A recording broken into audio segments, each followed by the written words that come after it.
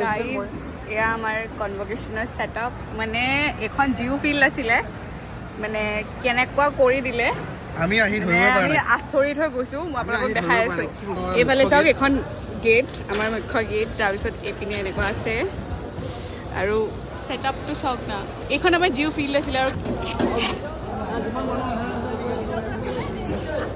এয়া হাই হাই यहाँ पे हमारा रॉयल खाना पेश किया जाएगा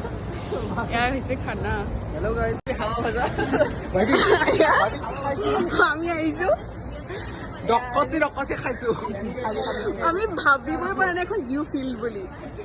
কিন্তু লিটাৰেলি মা কৈছো এতিয়া অলপ মাথা ঘূৰণিত আছো বুজি পোৱা নাই মানে বস্তুবিলাক কেনেকে হৈছে আপুনি চাওক না ক'ৰবাত ৰয়েল এনেকুৱা এখন ৰেষ্টুৰেণ্টত থকাৰ নিচিনা ফিল হৈ গৈছে মানে এইজনী মই আপোনালোকে দেখিব পাৰিছে